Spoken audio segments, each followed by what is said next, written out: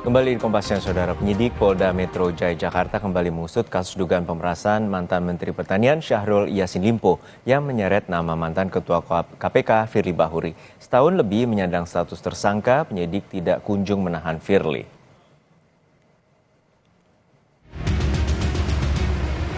Ditemukannya bukti yang cukup untuk menetapkan saudara FB selaku Ketua KPK RI sebagai tersangka.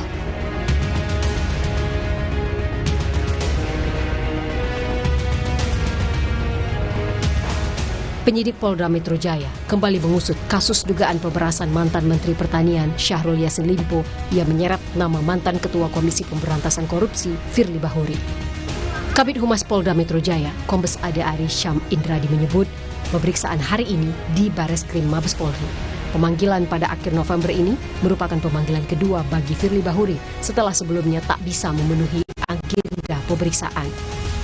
Penyidik telah menjadwalkan atau mengagendakan pemeriksaan atau permintaan keterangan tambahan terhadap tersangka FB pada hari Kamis tanggal 28 November 2024 pukul 10.00 WIB. Ya, ini merupakan surat panggilan kedua terhadap tersangka FB, di mana sebelumnya tidak dihadiri dengan suatu alasan yang disampaikan kepada penyidik.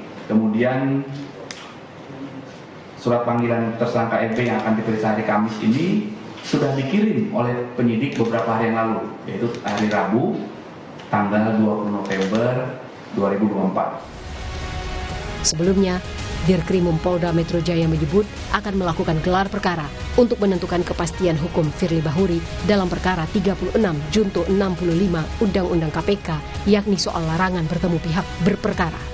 Sementara soal laporan dugaan tindak pidana pencucian uang TPPU, penyidik masih berkoordinasi dengan Jaksa Penuntut Umum Kejaksaan Tinggi DKI Jakarta.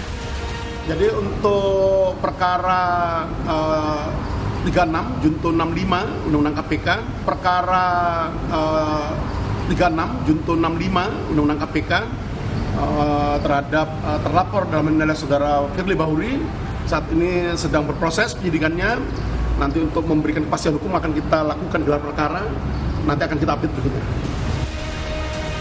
Dalam sidang dugaan pemerasan dan gratifikasi pada Juni 2024, mantan Mentan Syahrul Yassin Limpo mengaku ia memberikan uang senilai 1,3 miliar rupiah kepada Firly Bahuri sebagai bentuk persahabatan. Saudara yang bilang tadi ya, berapa kali penyerahannya masih ingat saudara? Apa hanya sekali atau dua kali? Yang dari saya 2 kali. Dari saudara 2 kali ya, awalnya 500 sama ada yang 800 ya, juga? Ya kurang lebih seperti itu kan. 800 ya? Iya. Merasa bahwa kenapa saya dipanggil-panggil terus ini, dan yang proaktif itu mem-WA saya adalah Pak Firly. Mantan Ketua KPK Firly Bahuri ditetapkan sebagai tersangka pada 22 November 2023. Ada 160 saksi yang diperiksa dalam kasus dugaan pemerasan mantan Mentan Syahrul Yassin Limpo. 1 tahun lebih menyandang status tersangka. Hingga kini, penyidik Polda Metro Jaya tak kunjung merampungkan berkas kasus dugaan pemerasan dan menahan Firly Bahuri. Tim Liputan Kompas TV. Kita pantau agenda pemeriksaan Firly Bahuri di Bareskrim Mabes Polri. Kita bergabung dengan jurnalis Kompas TV, Tifal Solesa. Tifal, untuk saat ini apa saja alasan subjektif dari penyidik hingga saat ini belum juga menahan dari Firly Bahuri meski sudah 1 tahun lebih menyandang status tersangka?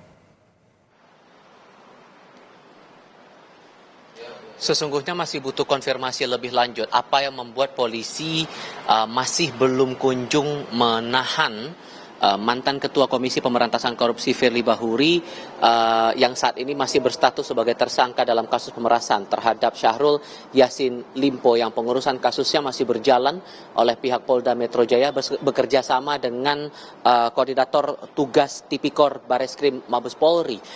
Kalau merujuk lagi dari pernyataan pihak Mabes Polri pada Februari 2024 lalu, Kepala Biro Penerangan Masyarakat Divisi Humas Mabes Polri Brigjen Truno Yudowisno Andiko saat itu menyatakan bahwa penahanan belum bisa dilakukan terhadap Firly dengan alasan proses penyidikan dan proses pemeriksaan masih terus berjalan. Nah, setelah ini statusnya sudah 1 tahun, Firly berstatus sebagai tersangka, sudah banyak saksi dan ahli yang diambil keterangannya, namun belum juga dilakukan penahanan. Apakah ada hal-hal lain yang membuat akhirnya polisi belum kunjung menahan Firly Bahuri dalam perkara ini? Ini juga masih butuh konfirmasi lebih lanjut. Apalagi polisi juga terus melakukan koordinasi dengan pihak kejaksaan dan diketahui sampai dengan saat ini sudah 2 kali berkas perkara terhadap Firly Bahuri ini bolak-balik dari pihak kepolisian ke pihak Kejaksaan Tinggi DKI Jakarta, sehingga status berkas ini masih P19, masih perlu dilengkapi lagi berkas perkara ini sampai akhirnya bisa masuk ke tahapan berikutnya, ke tahap proses peradilan. Nah, yang jadi pertanyaan sekarang adalah apakah Firly Bahuri akan memenuhi panggilan, mengingat hari ini kabarnya sesuai dengan keterangan terakhir yang disampaikan oleh pihak Direktorat Reserse Kriminal Khusus Polda Metro Jaya, seharusnya pada pukul 10 pagi waktu Indonesia bagian Barat Firly akan diperiksa dalam perkara yang menjeratnya dalam kasus pemerasan terhadap Syahrul Yassin Limpo. Posisinya pemeriksaan seharusnya berlangsung di lantai 6 gedung Bareskrim Mabes Polri di Jakarta Selatan. Namun terakhir kali yang saya cermati informasinya, Juno, penasihat hukum Firly Bahuri Ian Iskandar mendatangi Mapolda Metro Jaya terlebih dahulu untuk menyerahkan surat. Yang saya dapatkan informasinya kepada wartawan di sana disebutkan bahwa ia menyerahkan surat kepada pihak Polda Metro Jaya mengutip pernyataan dari Ian Iskandar terkait dengan panggilan hari ini. Mengenai substansinya nanti bisa ditanyakan ke pihak Polda Metro saja.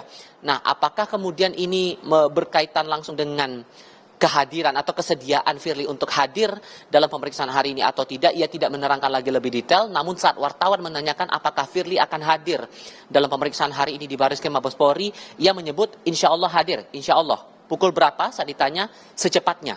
Ia hanya menjabarkan seperti itu.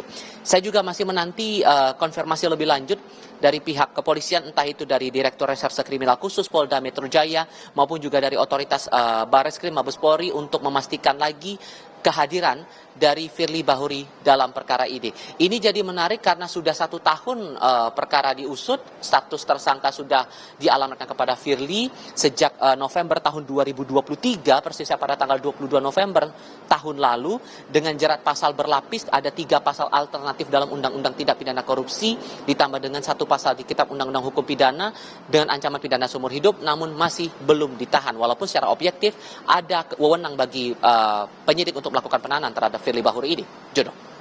Terima kasih atas laporan lengkap Anda, Jurnalis Kompas TV Tifal Soesa dari Bareskrim Mabes Polri. Sesaat lagi saudara, Polda Jawa Tengah menahan polisi yang menembak 3 siswa SMK di Semarang, Jawa Tengah. Dari hasil penyidikan sementara, penembakan dilakukan sebanyak 2 kali.